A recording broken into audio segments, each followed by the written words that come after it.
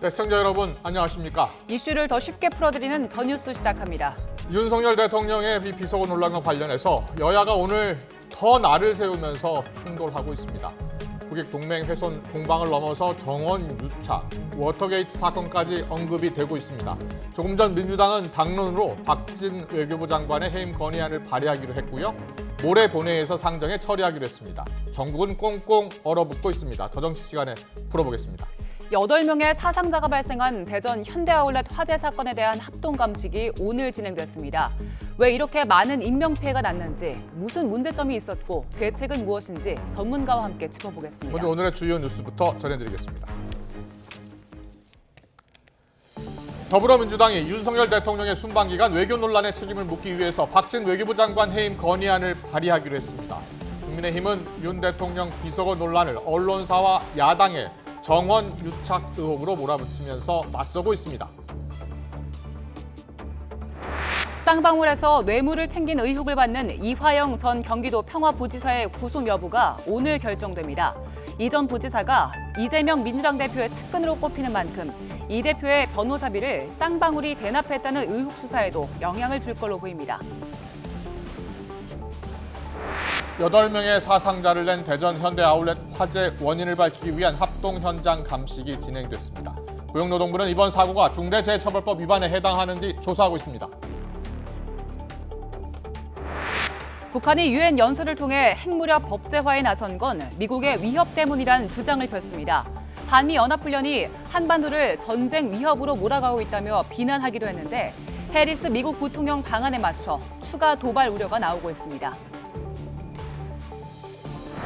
지난 7월 선거 유세 도중 총격에 숨진 아베 전 일본 총리의 국장이 오늘 오후 열립니다. 한덕수 국무총리를 비롯한 각국 사절 700여 명이 참석하지만 주요 7개국 정상은 모두 불참해 기시다 총리의 조문 외교가 힘을 잃었다는 평가입니다.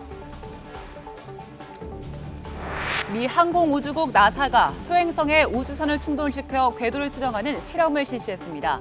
나사가 발사한 우주선은 지구에서 1,100만 킬로미터 떨어진 심우주에서 목표 소행성인 다이모르포스에 정확히 충돌했습니다. 더불어민주당이 박진 외교부 장관 해임 건의안을 의원총회 안건으로 올렸고요. 그리고 당론으로 발의하기로 의견을 모았습니다. 법적 구속력은 없지만 윤석열 대통령의 해외 순방 논란에 대한 책임을 물어 외교라인 전면 쇄신을 요구하는 겁니다. 의총 결과를 직접 들어보겠습니다. 네, 오늘 저희 당 169명의 자리를 좀 잡아서 우리 앵글에 좀 맞춰서.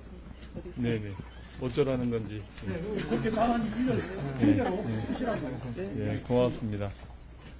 방금 전에 의총에서요 169명의 전체 민주당 명의로 박진 외교부 장관 해임 결의안을 제출하기로 의결하였습니다. 질문해 주시죠. 네, 질문 있으시면 기자님 질문 받도록 하겠습니다. 혹시 전체령도 발의를 하셨는데 의원님들 의견 없었나요? 전혀 의견이 없었습니다. 만장일치입니다. 없으시면 그 상임안에 처리를 반드시 해야 된다고 하셨는데 네, 보통 29일 통과 좀 예. 확실하신 건지. 29일 본회의에서 아마 처리되어질 것입니다.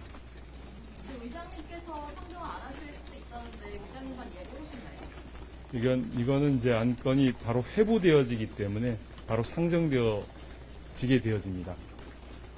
법상에 72시간 이내에 처리하도록 되어 있기 때문에 처리될 것입니다.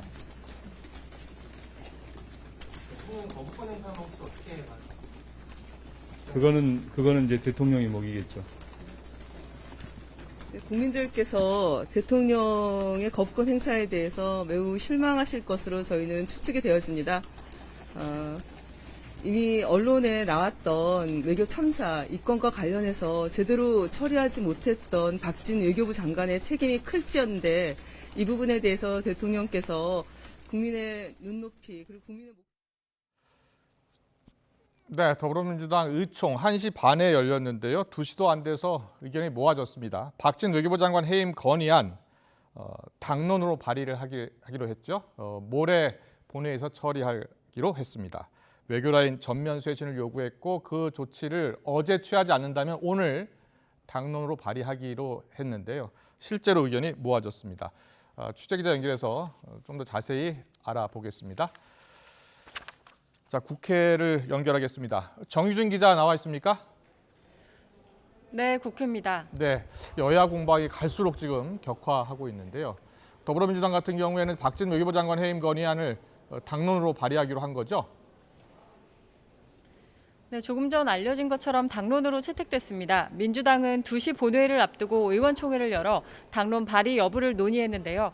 참석한 인원이 만장일치로 동의해 169명 전체 민주당 의원 명의로 박진 외교부 장관 해임 결의안을 제출하기로 결정했습니다. 민주당은 오는 29일로 예정된 본회의에서 표결이 이뤄질 것으로 보고 있습니다. 국무위원 해임 건의안은 국회 재적의원 3분의 1 이상 발의와 재적의원 과반의 동의로 가결할 수 있는 만큼 169석을 가진 민주당은 단독 처리가 가능합니다.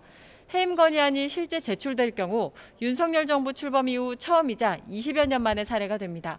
물론 법적 구속력이 없고 해임 여부는 최종적으로 대통령이 판단하지만 정치적 의미도 크기 때문에 정부와 여당이 부담을 느낄 수밖에 없어 파장이 예상됩니다. 국민의힘은 민주당의 이런 행위가 외교 활동에 지장을 주고 국익을 해치는 행위라면서 자제해달라는 입장을 밝혀왔는데요. 현재까지 국민의힘 공식 입장은 알려지지 않았습니다. 다만 주호영 원내대표는 조금 전 국회 예결위 회의장에서 다수당의 힘자랑 횡포가 발목 잡기를 넘어선 협박에 가깝다고 비판했습니다.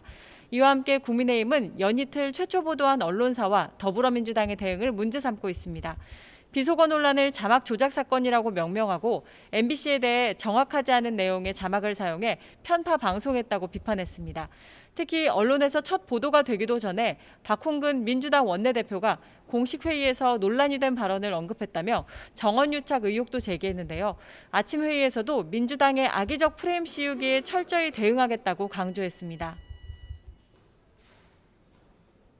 해외 순방 자막 사건에서 보듯이 다수당인 더불어민주당은 정치적 이익을 얻기 위해서 국익 훼손도 서슴지 않은 모습을 보이고 있습니다. 사실관계에 맞지 않은 부당한 정치 공세 또 악의적 프레임 씌우기에는 철저하게 대응하고 바로잡아 주시기를 바랍니다. 여당의 의혹 제기에 민주당은 국민의힘이 제기한 정언유착 의혹을 전면 부인하고 있는데요. 박홍근 민주당 원내대표는 오늘 아침 회의에서 SNS에 떠도는 내용을 확인하고 발언한 게 전부라면서 여당을 향해 후한무치, 역겹다는 표현까지 쓰며 강하게 비판했습니다. 이런 터무니없는 황당무계한 그런 주장들 또 이것을 여과없이 보도한 기사를 보면서 고급진 말로 포장된 말로는 후한무치이고 날 것으로 그대로 표현하면 역겨웠습니다. 민주당은 이런 주장이 계속되면 명예훼손 등 법적 책임을 묻겠다고도 선포해 여야 공방이 갈수록 격화하고 있습니다. 네, 그리고 잠시 뒤에 이제 본회의가 열리는 거죠? 네, 본회의를 열어 운영위원장 선출 안건을 처리합니다. 보통 국회 운영위원장은 여당 대표가 맡기 때문에 국민의힘 주호영 원내대표가 자리에 오를 전망입니다. 오늘 본회의에는 강원특별자치도법 개정안도 상정됩니다.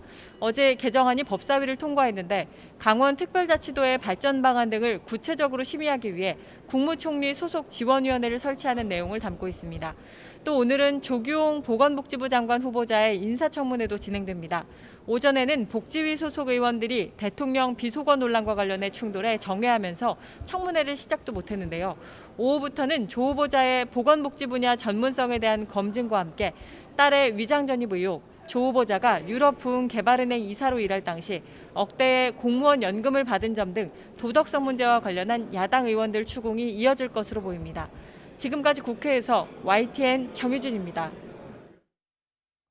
네, 지난주 한미 정상회담을 마친 뒤에 윤석열 대통령의 이른바 비속어 논란에 대해서 미 백악관은 우리 정부 측의 해명을 수용하고 문제 삼지 않고 있는 것으로 전해졌습니다. 정상회담이 너무 짧았다는 지적에 대해선 영국 여왕 장례식 참석 일정으로 어쩔 수 없었다는 해명이 나왔습니다. 워싱턴에서 권준기 특파원이 보도합니다. 뉴욕 현지 시간으로 지난주 금요일 아침 윤 대통령 발언보도 15시간 만에 김은혜 홍보수석은 문제 발언이 바이든 대통령을 지칭한 게 아니라고 해명했습니다. 조태용 주미대사가 미국 백악관 안보보좌관실에 연락한 건 김은혜 수석 브리핑 직후였습니다. 정부 고위당국자는 조 대사가 김 수석의 해명을 전달했고 백악관 안보보좌관실은 설명을 이해했다며 문제가 없다는 반응을 보였다고 전했습니다. 미 국무부에는 미 대사관 측에서 정부 측 해명을 전달했는데 마찬가지로 납득했고 설명에 감사하다는 반응을 보인 것으로 알려졌습니다. 대사관 측은 미 의회나 의원들도 문제 제기하지 않고 있어 윤 대통령 발언 논란은 적어도 미국에선 일단락된 것으로 판단하는 것으로 보입니다. 다만 조태용 대사는 이번 논란으로 한미 동맹이 훼손되거나 영향받지 않았지만 관련 보도가 계속될 경우 한미 관계에 부담이 될 수 있다는 점을 우려하는 것으로 전해졌습니다. 조 대사는 특파원 간담회에서 한미 정상의 만남에서 인플레이션 감축법 문제에 대한 공감대를 이룬 건 적잖은 성과라고 평가했습니다.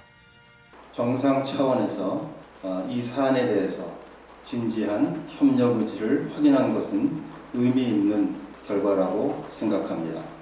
한미 정상의 만남이 지나치게 짧았다는 지적에 대해선 영국 방문이라는 돌발 변수 때문으로 전해졌습니다.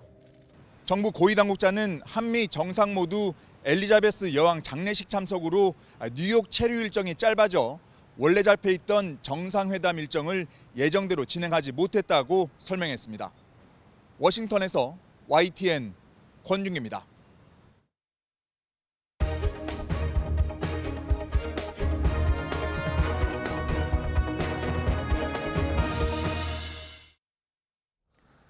네, 사상자 8명이 발생한 대전 현대 프리미엄 아울렛 화재와 관련해서 경찰이 국립과학수사연구원 등 관계기관과 함께 합동 감식에 나섰습니다. 감식반은 불이 처음 목격된 지하 1층 하역장을 중심으로 화재 원인을 찾고 있습니다. 취재기자 연결합니다. 이상곤 기자. 네, 대전입니다. 네, 합동 감식은 지금도 이루어지고 있는 겁니까? 네, 합동 감식은 오후 1시쯤 재개됐습니다. 합동 감식에는 경찰과 국립과학수사연구원, 가스안전공사 등 8개 기관에서 40명이 참석했는데요. 앞서 감식반은 오전 10시 40분쯤 현장에 들어가 1시간 정도 조사를 진행한 뒤 밖으로 나왔습니다. 경찰은 감식 후 기자들에게 CCTV 영상에서 불이 처음 목격된 지하 1층 하역장 인근을 관계기관과 집중적으로 감식을 진행했다고 밝혔습니다. 또 오후에는 주차된 차량 주변 낙하물을 추가로 살피고 스프링클러, 화재 수증기 등이 제대로 작동했는지를 확인할 계획이라고 말했습니다. 이번 화재로 모두 7명이 숨지고 1명이 크게 다쳤는데요. 수사본부를 설치한 경찰은 국가수에서 사망자들의 사망 원인을 파악하기 위한 부검도 진행하고 있습니다. 검찰도 수사 지원팀을 구성하고 화재 원인 규명 등 경찰 수사를 적극적으로 지원하기로 했습니다. 대규모 인명피해가 발생했는데 피해가 컸던 이유는 밝혀졌습니까? 네, 추가로 확보된 영상을 보면서 설명해드리겠습니다. 어제 현대아울렛 지하 주차장으로 진입하는 차에서 촬영된 블랙박스 화면인데요. 지하 1층에는 차 한 대가 멈춰서 있고 반대편 저 멀리서는 시뻘건 불길이 보입니다. 이후 희뿌연 연기가 밀려들고 차가 후진을 해보지만 순식간에 앞이 보이지 않게 됩니다. 연기와 유독가스가 얼마나 빠르게 확산했는지를 보여주고 있는데요. 지난 2월 촬영된 영상에서는 압축된 폐지 더미와 의류 상자들이 쌓여있는 모습이 확인됐습니다. 불이 난 지하주차장 일부를 창고처럼 사용했던 겁니다. 소방당국은 이 적재물들이 급격히 연소해 많은 연기와 유독가스를 뿜어내면서 화재 피해를 키운 것으로 보고 있습니다. 의류 등 인화성 물질이 타면서 화재 진압과 실종자 수색에 어려움을 겪었다는 설명입니다. 소방 설비들이 제대로 작동했는지도 따져봐야 할 부분입니다. 현대 프리미엄 아울렛 대전점은 3개월 전에 소방 점검을 받았는데요. 점검 과정에서 유도 등 일부가 켜지지 않거나 열 감지기가 제대로 작동하지 않는 등 24개 지적사항이 나온 거로 확인됐습니다. 현대 아울렛 측은 지적사항에 대해 조치를 모두 완료했다고 밝혔지만 소방당국은 장비들이 제대로 작동했는지 확인이 필요하다며 신중한 입장입니다. 고용노동부도 이번 사고와 관련해 중대재해처벌법 위반 여부를 조사하고 있습니다. 만약 작업 환경이나 업무상 사유 등 산업재해와의 연관성이 확인돼 중대재해처벌법 수사 대상이 되면 유통업계 첫 사례가 됩니다. 지금까지 대전에서 YTN 이상곤입니다. 네, 아울렛 참사 원인을 찾기 위한 합동 감식 작업 지금 진행 중입니다. 화재 피해가 컸던 이유와 대책을 좀 자세히 짚어보려 합니다. 네, 함원구 한국열린사이버대 소방방재안전학과 교수와 함께 짚어보겠습니다. 어서 오세요. 어서 오십시오. 네.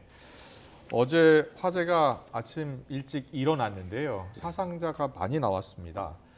왜 이렇게 사상자 인명피해가 컸습니까? 네, 우선 크게 한 세 가지로 말씀을 드릴 수가 예. 있겠습니다. 첫 번째는 이제 마감재라고 일컫는, 그러니까 소위 말하는 이제 많은 하중이라는 게 있죠. 이게 파이어 로드라고 하는데, 그러니까 쉽게 얘기하면 가연물 양이 굉장히 많았던 거죠. 네. 사실 탈 것이 많았다. 네, 탈 것이 많이 이제 실제로 비치해 두면 안 되는 공간에 지금 이제 보도에서 알려진 것처럼 뭐 종이 박스라든가 의류라든가 이런 부분들이 상당히 많은 가연물이 적재가 돼 있는 그런 상태고요. 네, 지금 화면 좀 설명 좀 부탁드리겠습니다. 저게 지하철장에서 화재가 난 건데요. 지금 블랙박스 영상이거든요. 네네네. 지금 보시는 것처럼 이제 그 두 번째로 말씀을 드리려고 했던 부분 중에 하나가 지금 이제 보시는 영상에서처럼 지금 이제 공간 자체가 이제 지하라는 특수한 공간인 거죠. 네. 그래서 연기라는 것이 사실은 빠져나갈 수 있는 부분이, 그러니까 연기는 위로 올라가서 밖으로 빠져야 되는데요. 이 부분이 지금 뭐 무창층이고요. 그리고 빠져나갈 수 있는 공간이 전혀 없는 거고요. 이제 세 번째로 말씀드릴 부분 하나가 사실 화재가 발생하면 첫 번째 어떤 원칙은 화재를 한정하는 겁니다. 우리가 이걸 이제 방화 구획이라고 얘기를 하고 있습니다. 번지지 않도록 하겠다는 그렇습니다. 거죠. 예. 근데 이 방화 구획이 지금 화면에서 보이시는 것처럼 전혀 설정이 안 돼 있는 부분이거든요. 그래서 이제 어떤 그 지금 이제 호텔 쪽 같은 경우에는 방화 셔터가 이제 내려간 것으로 이렇게 그래서 이제 호텔 쪽으로는 연기가 안 올라가게 된 거죠. 근데 이제 예를 들면 아셈 같은 그 대규모 지하 몰이 있는 공간 이런 공간에서는 실제로 화재가 나면 방화 셔터가 약 한 300개가 떨어지도록 돼 있거든요. 그렇군요. 그러니까 사실은 이 구획을 촘촘하게 할수록 더 안전하다라고 볼 수 있는데 지금 이제 지하 주차장 같은 경우는 이제 그런 방화 구획이라는 개념이 전혀 설정이 안 돼 있는 그런 상황입니다. 네. 지금 사상자분들이 이제 도급 직원분들, 용업업체 직원들이었는데 이분들이 어디서 발견된 겁니까? 지금 뭐 보도에서 알려진 것처럼 이제 화물용 승강기라고 하는 부분에 이제 세 분이 계셨고요. 그리고 이제 여성 탈의실에 한 분, 그리고 미화 휴게소와 쓰레기 처리장에 한 분, 그리고 하역장에 이제 두 분이 계셨고요. 그리고 이제 좀 안타깝지만 이제 방제실에서 한 분이 계속해서 이제 그런 어떤 제어를 하시면서 하다가 지금 중상인 걸로 이렇게 지금 알려지고 있습니다. 네. 안타까운 사고인데요. 지금 앞서 저희가 블랙박스에 나타난 지하철장을 봤는데 영업 시작 전이어서 주차가 안 돼 있는 차들이 많이 안 보이잖아요. 그럼에도 불구하고 빠르게 번졌어요. 근데 보니까 아까 말씀하신 뭐 적재물이 많은 것도 아닌데요. 지금 어떻게 이렇게 번졌을까요? 앞서 이제 그 화염이 많이 있는 부분은 아마 이제 적재량이 상당했을 거라고 생각이 들고요. 그러니까 화염이 일었던 곳. 네네, 그렇습니다. 네, 저 뒤에요. 지금 이제 보시는 것처럼 실제로 저런 지하 주차장에 저 정도의 가연물을 적재한다라는 거는 사실은 이제 굉장히 잘못돼 있는 상황인 거죠. 예를 들면 하역장이나 이런 부분들이 만약에 제대로 설계가 됐다라고 하면 아마 아실 겁니다. 이제 지하 주차장 내려가실 때 하역장이 이제 단차를 두고 중간에 있거든요. 그런 부분들이 이제 조금 설계가 좀 부족했지 않나라는 부분도 지금 판단이 됩니다. 네, 연기가 빠져나갈 곳이 없어서 이렇게 피해가 발생했다고 말씀하셨는데 이런 식으로 검은 연기가 이렇게 앞을 다 뒤덮으면 어떻게 대피를 해야 됩니까?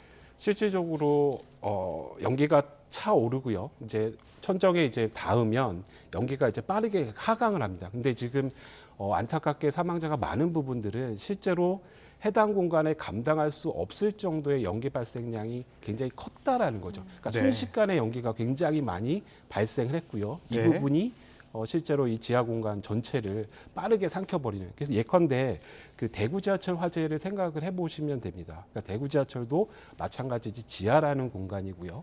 거기서 이제 많은 가연물들이 그 열차가 연소가 되면서 가연물들이 연기가 발생이 굉장히 컸고요. 그 실제로 이제 문제가 되는 것은 사람이 빠져나오는 동선 방향과 연기가 진행하는 방향이 같다라는 거죠. 네. 그 연기가 진행하는 속도가 이제 수직적으로는 1초에 3에서 6m/s까지의 속도로 이동하거든요. 그러니까 사람이 앞을 보이지 않는 상황에서 매캐한 연기를 마시면서 탈출하기는 상당히 어려운 그런 상황입니다. 예, 이 건물이 완공된 지 2년 정도 된 신규 쇼핑몰이라고 하더라고요. 그리고 전국에 저런 쇼핑몰이 상당히 많고요. 네, 그렇습니다. 뭔가 구조적으로 문제점이 있는 것은 아닌지라는 생각도 드는데 어떻습니까? 제가 판단하기는 이제 이런 사고들이 발생을 하면 네. 이제 많은 분들이 이제 소방법과 뭐 스프링클러 뭐 이런 것들을 지적을 하십니다. 근데 사실 이 경우에는 지금 말씀드린 뭐 스프링클러라든가 경보가 제대로 울리고 이런 부분들이 순행적으로 진행이 됐다라고 하더라도 피해를 줄이기는 상당히 역부족이다. 그러니까 다시 말씀드리면 사실은 기본적으로 아까 말씀드린 대로 여러 가지 재료, 마감 재료라든가 여기서는 이제 적재물이 되겠지만 이런 것들을 제한하거든요. 근데 첫 번째 이제 그 부분이 좀 간과가 됐고요. 이게 네. 건축법상으로는 사실은 부속 설비에 해당되거든요. 그러니까 본 건물이 아니고 지하 주차장이라는 부속 설비고, 그러니까 사람이 상시 활용하는 시설이 아니기 때문에 상당히 이런 부분에 대해서는 거꾸로 보면 이제 많은 규제가 완화되어 있는 실정인 거죠. 충분하지 않다라고 말씀드릴 수 있겠습니다. 네. 해당 아울렛 측이 6월에 석 달 전쯤에 소방 점검 받았는데 그때 24개 정도의 지적이 받았더라고요. 근데 그 지적을 개선했는지는 밝혀졌습니까? 지금 이제 합동 감식을 통해서 지금 밝히고 있는 발표 가는 과정인데요. 아마 그 회사 측에서는 해당 이제 지적을 받으면 시스템상 이제 그 부분을 이제 시정하는 어떤 문서라든가 이런 것들이 시행이 됩니다. 그러니까 적어도 어떤 그 지적받은 부분에 대해서는 규모가 있는 그런 시설이기 때문에 아마 그 진행이 됐으리라고 이제 개인적으로는 이제 판단을 하고 있는데요. 앞서 말씀드린 대로 이제 그런 부분들이 순행됐더라도 사실 이제 이런 조건이라고 하면 역부족이었다 이렇게 말씀드릴 수 있겠습니다. 알겠습니다. 지금 여러 가지 그 아울렛 구조 설계 좀 점검할 필요가 있다라고 이야기해 주셨고, 가장 걱정스러운 것은 만약에 저런 화재가 영업 시간 내에 일어났을 때 어떻게 대피를 해야 되는 건지, 지하주차장에 있을 때요. 요령 좀 부탁드리겠습니다. 네, 우선 그 지하에서 이제 탈출할 수 있는 부분이 이제 지상으로 올라가야 되지 않습니까? 근데 이제 보통은 반드시 이제 계단을 통해서, 그러니까 비상 계단을 통해서 이동을 하셔야 되는데 연기가 꽉 차서 보이지 않는다고 하더라고요. 그렇습니다. 그러니까 지금 문제가 굉장히 큰 평면이거든요. 그래서 해당 지역에 지금 사고를 당하신 분들이 사실 이 공간에 굉장히 익숙하신 분들임에도 불구하고 제대로 피난 동선을 찾지 못한 상황이었거든요. 그래서 만약에 일반 불특정 쇼핑객이라고 한다면 지금 정말 이제 생각하기도 아찔하지만 굉장히 큰 피해가 발생하리라 생각이 듭니다. 네, 알겠습니다. 지금 합동 감식 작업이 진행 중인데요. 원인을 찾아야지 또 제대로 된 대책을 세울 수가 있습니다. 추가 대책이 필요한 상황인 것 같습니다. 함흥구 한국열린사이버대 소방방재안전학과 교수와 함께 짚어봤습니다. 잘 들었습니다. 감사합니다.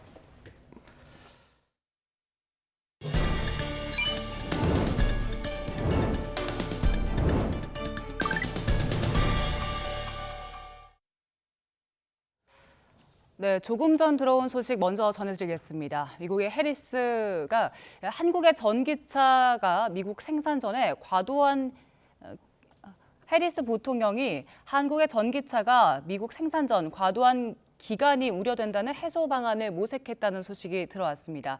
한덕수 총리에 따르면 해리스 미국 부통령이 DMZ에 방문해서 또 북한에 단호한 메시지를 전했다, 이런 이야기도 전해 들어왔습니다. 조금 더 자세한 소식은 들어오는 대로 전해드리겠습니다.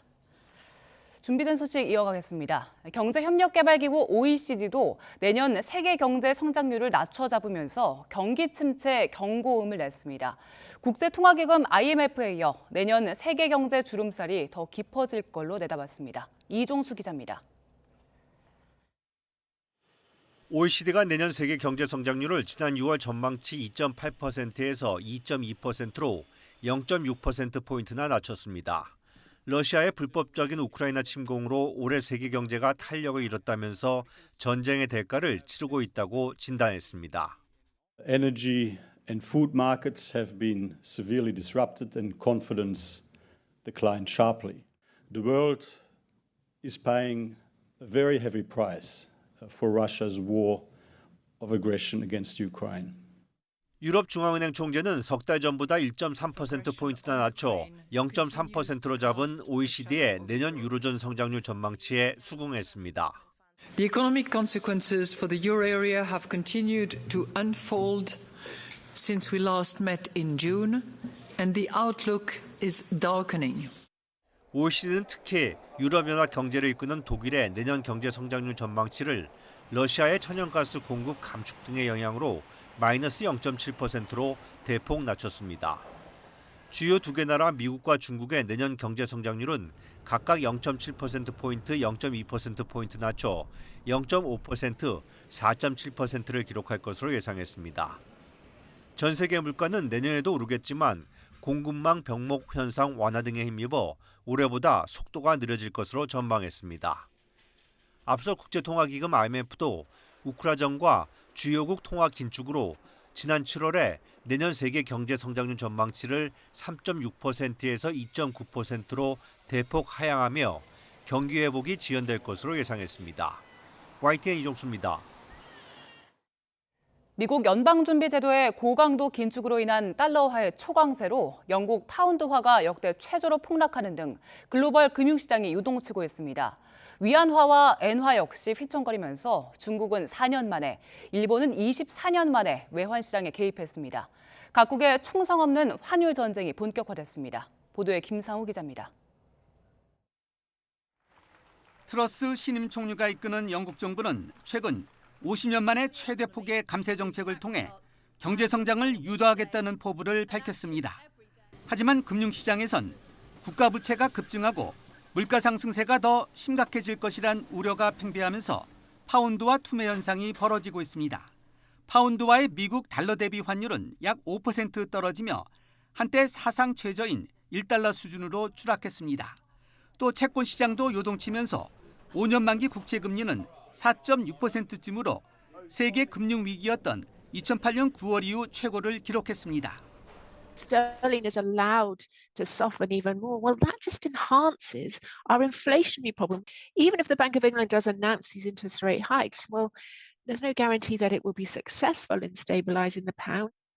유로화도 달러 강세와 우크라이나 전쟁 여파로 달러 대비 환율이 0.95달러쯤으로 20년 만에 최저치를 경신하는 등 영국 등 유럽의 금융시장이 요동치고 있습니다. 아시아의 양대 경제대국인 일본과 중국의 엔화와 위안화의 가치도 마찬가지입니다. 거침없는 달러화의 강세로 속절없이 추락하는 자국 통화 방어를 위해 일본은 24년 만에, 중국은 4년 만에 외환시장에 개입했습니다. 각국이 총성 없는 환율 전쟁에 본격 나선 가운데 뉴욕 증시는 미 연준의 고강도 긴축 여파로 S&P 500 지수가 연중 최저치를 기록하는 등 3대 지수 모두 급락했습니다. 블룸버그 통신은 미 달러화의 초강세로 1997년처럼 아시아 금융위기 재현 우려가 커지고 있다고 보도했습니다. 특히 한국의 원화가 필리핀의 페소화와 더불어 아시아 각국 통화 중 가장 취약한 통화라고 지적했습니다. YTN 김상호입니다. 아시아에 제2의 외환위기가 올 수도 있다는 다소 암울한 전망 듣고 오셨는데요. 올해 주요국 통화 가치에 어떤 변화가 있었는지 살펴보겠습니다. 자, 순서대로 파운드화와 유로화, 그리고 중국 위안화, 일본 엔화인데요. 달러와 비교해서 가치가 떨어지고 있는 모습이죠. 아시아 주요국 통화를 조금 더 자세히 보겠습니다. 먼저 위안화인데요. 어제 1달러에 7위안을 넘어섰습니다. 중국에서 1달러의 7위안, 심리적인 마지노선으로 여겨지는데 이 지지선이 무너진 겁니다. 엔화는 지난 20일 장중 한때 1달러에 145엔을 넘었습니다. 최근 일본 중앙은행인 일본은행이 24년 만에 환율 개입을 공식화했지만 시장의 반응은 미온적입니다. 위안화와 엔화 가치의 하락 추세를 막기 어려운 이유는 바로 미국의 급격한 금리 인상 때문인데요. 미 연준이 올해 금리를 0.75%포인트 올리는 자이언트 스텝을 세 차례나 단행했고 또 여기에 추가 금리 인상까지 예고했지만 일본은 국채이자 비용 증가 탓에 중국은 경기 부양을 이유로 금리를 섣불리 올리지 못하고 있습니다. 위안화와 엔화 가치 약세가 아시아 전체 위기로 확산할 수 있다는 분석도 나오는데요. 중국은 아세안 최대 교역국이고 또 일본은 세계 3위의 경제 대국인 만큼 아시아 시장에 미치는 영향력이 그만큼 크다는 겁니다. 또 아시아의 금융시장의 급격한 자본 유출에 대한 우려도 나옵니다. 전문가들은 중국과 일본의 통화 가치 급락으로 외국인 투자자들이 아시아 지역에서 대그 자금을 회수할 경우 아시아에 진짜 위기가 발생할 수 있다고 경고합니다. 이 같은 위기는 우리나라도 예외가 아닙니다. 원화 가치 하락을 막기 위해 한미 통화 스와프 필요성을 제기하는 목소리도 나오는데 이창용 한국은행 총재는 이론적으로 당장 통화 스와프가 필요하지 않다는 입장을 밝혔습니다. 또 외환 보유고가 부족하지 않고 국가 신용에 문제도 없기 때문에 지금 상황이 과거 두 차례 위기 때와는 다르다는 겁니다. 하지만 단편적으로 과거와 비교하기보단 높아지는 수입 물가에 서민 삶이 팍팍해지는 현실을 고려해야 한다는 지적도 나옵니다. YTN 김영수입니다.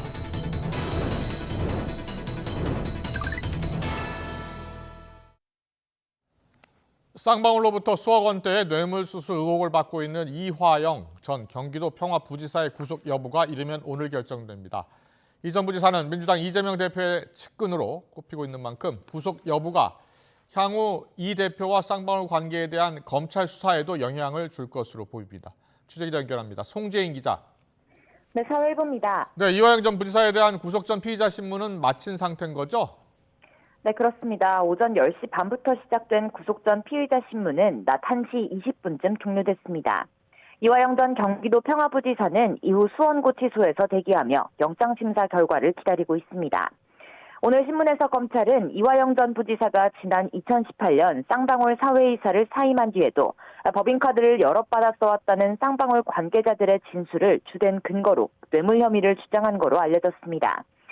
검찰은 이 전 부지사가 쌍방울에서 법인카드 등으로 받은 금품 4억여 원 가운데 공직자로서 받은 2억 5천여만 원이 뇌물이라고 판단했습니다.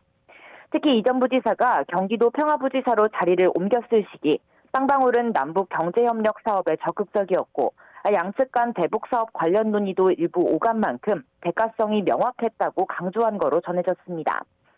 또 해당 기간 이 전 부지사 개인 명의 카드로 쓴 돈은 턱없이 적다는 점도 함께 언급하면서 고위 공무원으로서 뇌물을 받은 혐의가 무거운 만큼 구속 필요성이 크다고 주장했습니다. 반면 이 전 부지사 측은 관계자 진술의 신빙성 등을 문제 삼으며 혐의를 대부분 부인한 걸로 전해졌습니다. 또 경기도의 대북 사업은 정부 차원의 논의와 승인이 필수적인 만큼 사기업인 쌍방울이 추진하던 대북 사업과 엮여서 진행될 수는 없다며 연관성을 부인한 걸로 알려졌습니다. 네, 이화영 전 부지사의 구속 여부, 향후 수사에도 영향을 미칠 가능성이 큰 거잖아요. 네, 그렇습니다. 이화영 전 부지사나 쌍방울에 대한 수사뿐 아니라 민주당 이재명 대표 관련 수사에도 영향을 미칠 걸로 보입니다.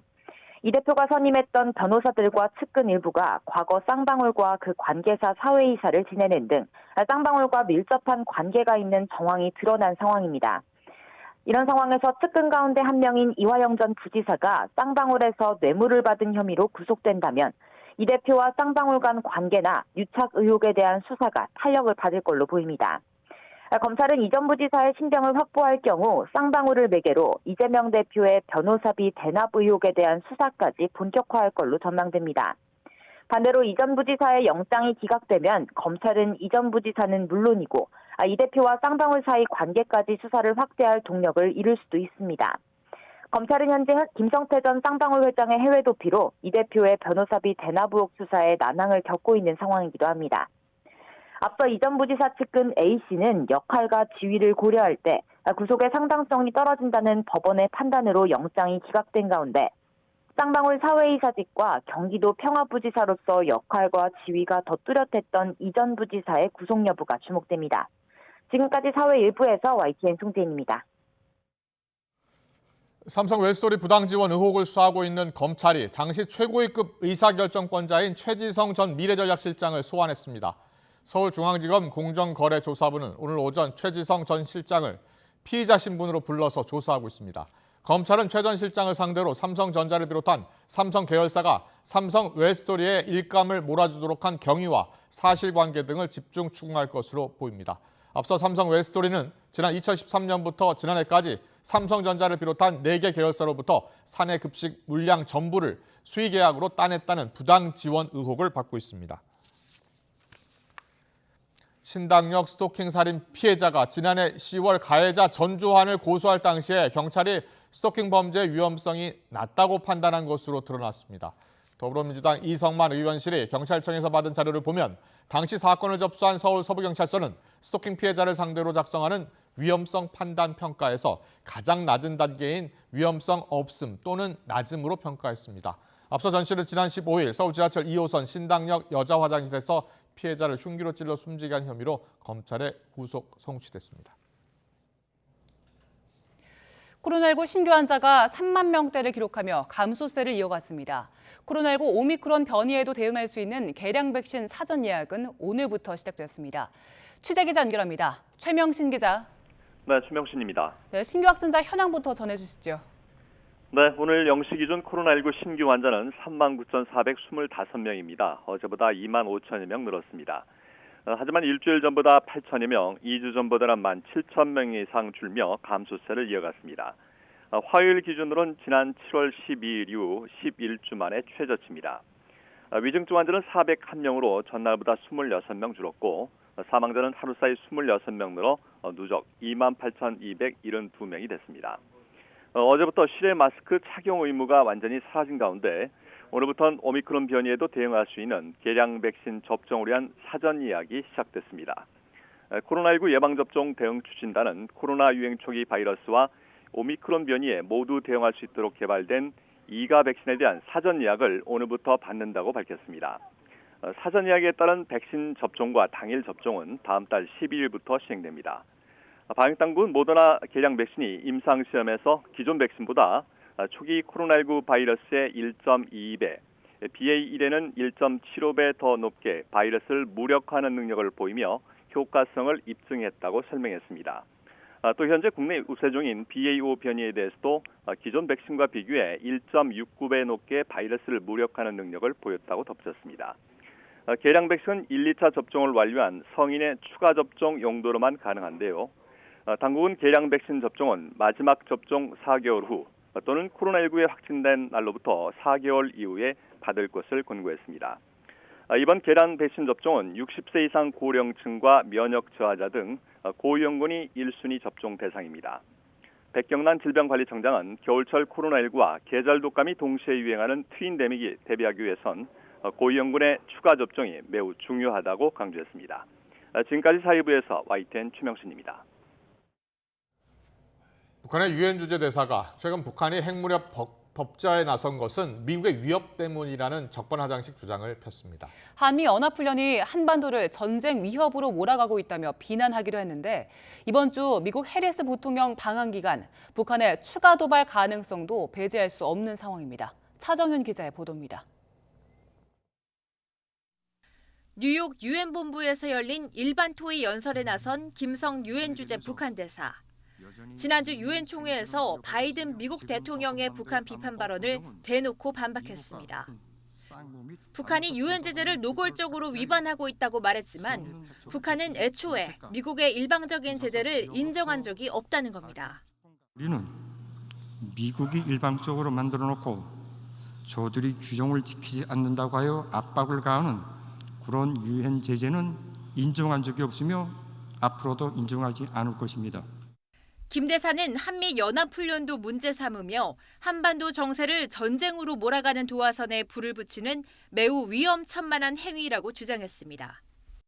그러면서 북한이 핵무기를 개발한 건 미국 위협 때문이라는 주장을 되풀이했습니다. 최근 핵무력 법제화는 미국의 적대시 정책에 따른 결과물이라는 겁니다. 미국이 적대시에 항거하여 핵무력 정책 법령까지 채택하지 않을 수 없게 만들어 놓은 지난 30년간의 간악한 대조선 적대시 정책이 바로 오늘의 현실을 가졌다는 것을 똑바로 알아야 하며 다만 김 대사는 18분간 연설에서 한국에 대해서는 아무런 언급을 하지 않았습니다. 조태용 미국 대사는 핵무력 법제화에 이어 지난주 탄도미사일을 발사한 북한 도발에 한미 공조를 더욱 강화하고 있다고 말했습니다.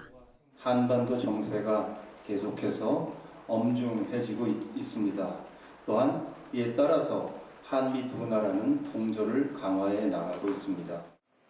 정부 고위 당국자는 해리스 부통령의 이번 주 방한 기간에 북한이 추가 도발에 나설 가능성을 배제할 수 없는 만큼 우리 정부 차원의 대응과 한미 간 공조 방안을 마련하고 있다고 밝혔습니다.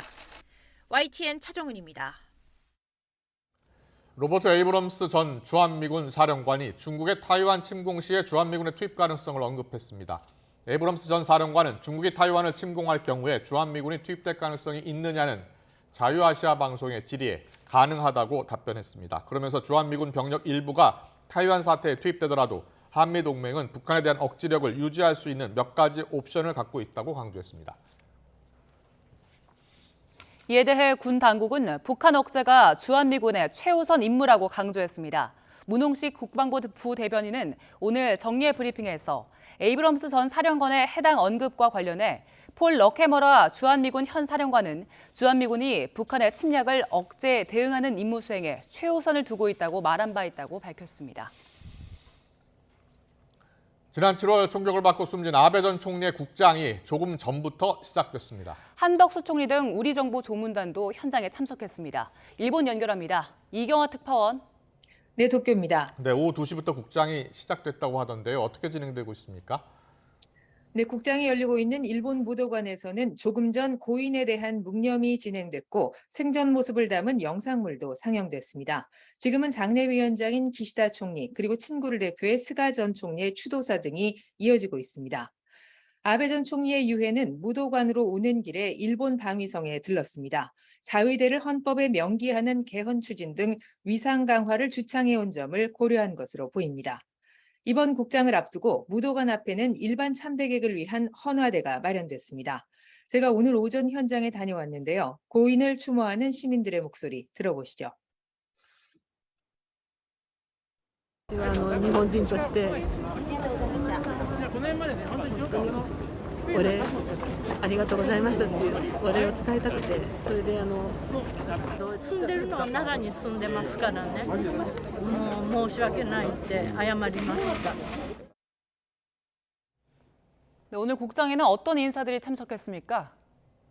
네, 일본 국내외 인사 약 4,300명이 현장에 참석했습니다. 우리 정부 조문단으로는 한덕수 총리와 정진석 국회 부의장, 윤덕민 주일 한국대사, 그리고 유흥수 한일 친선협회 중앙회장이 현장을 찾았습니다. 이 밖에도 해리스 미국 부통령, 인도 모디 총리, 그리고 알바니스 호주 총리 등 해외 조문사절은 약 700명 규모입니다.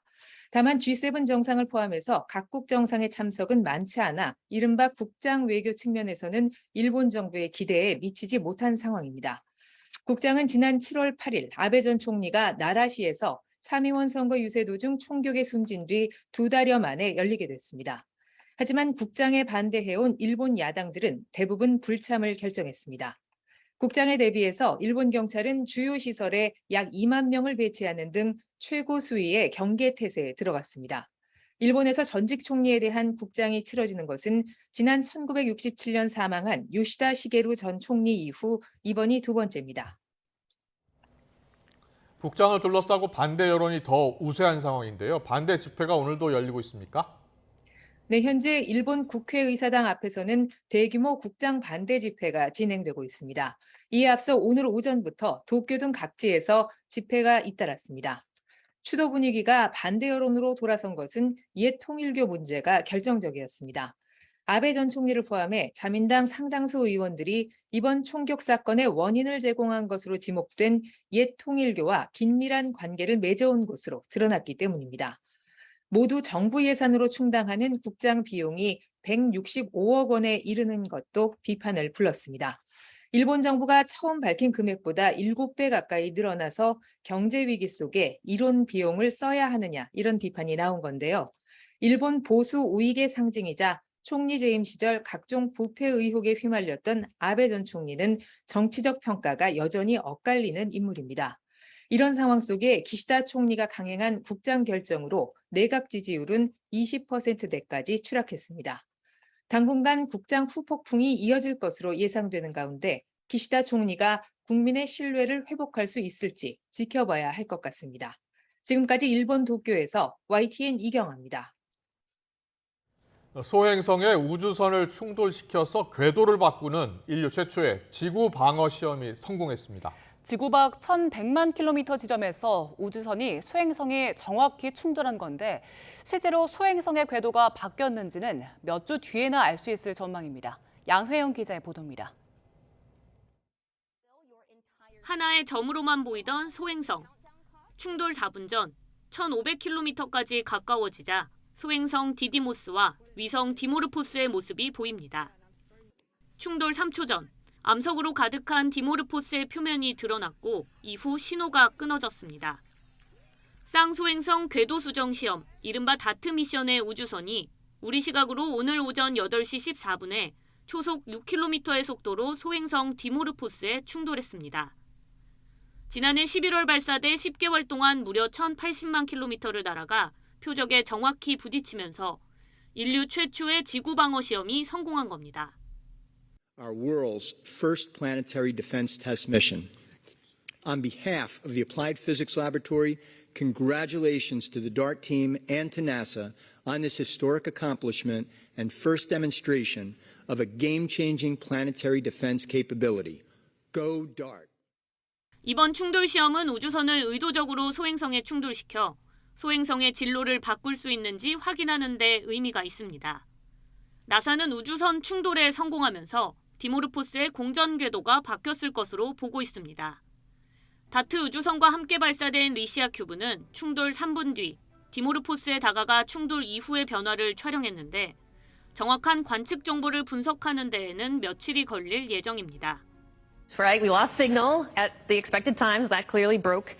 You could find some pieces in the crater. You could find pieces, they'd probably be pretty shattered. You could find debris leaving also. So I don't know that you would recognize it. 지구의 750만 킬로미터 이내로 접근하면서 지름이 140m 이상인 소행성을 지구 위협 소행성이라고 부릅니다. 지금까지 밝혀진 지구 위협 소행성은 2,000여 개지만 크기가 작아 아직 발견되지 않은 소행성은 이보다 많을 것으로 추정됩니다. 전문가들은 이번 시험으로 인류가 소행성 충돌 위협에 대비할 수 있게 됐다는 점에서 의미가 크다고 말했습니다. YTN 사이언스 양회영입니다. 네, 오늘 구름 한 점 없이 파란 하늘이 드러났습니다. 쾌청한 날씨에 은빛 억새 물결을 보기 위해 많은 시민들이 모였는데요. 다만 오늘 모자나 양산 없이는 장시간 야외 활동하기 힘든 날씨입니다. 지금 강한 볕에 서울의 기온은 27도까지 올랐고요. 자외선도 무척이나 강합니다. 야외 활동하실 때는 자외선 차단제를 수시로 덧발라 주시는 게 좋겠습니다. 오늘 전국 하늘 맑은 가운데 공기도 깨끗합니다. 다만 밤사이 영남 동해안에는 동풍의 영향으로 비가 살짝 내리겠습니다. 그리고 내일은 오후부터 전국 하늘에 구름이 많이 끼겠습니다. 아침에도 크게 쌀쌀하지 않겠는데요. 서울과 광주 17도, 대구 16도로 오늘보다 2, 3도가량 높겠습니다. 낮 기온은 서울과 광주 27도, 대전 26도, 대구 25도로 오늘보다 1, 2도가량 낮겠습니다. 남은 한 주간 맑고 일교차큰 날씨가 이어지겠고요. 다음 주 화요일에는 전국에 비가 내리겠습니다. 가을에 접어들면서 대기가 차차 건조해지고 있습니다. 산행이나 캠핑 계획하시는 분들 많으실 텐데요. 산불 등 화재가 발생하지 않도록 불씨 관리는 항상 철저히 해주셔야겠습니다. 지금까지 하늘공원에서 YTN 박현실입니다. 네, 윤석열 대통령의 비서고 논란과 관련해서 여야는 오늘 더 날을 세우면서 더 충돌하고 있습니다. 국익 동맹 훼손 공방을 넘어서 이제는 정원 유착, 워터게이트 사건까지 언급되고 있습니다. 잠시 뒤 여야 의원과 이야기 나눠보겠습니다.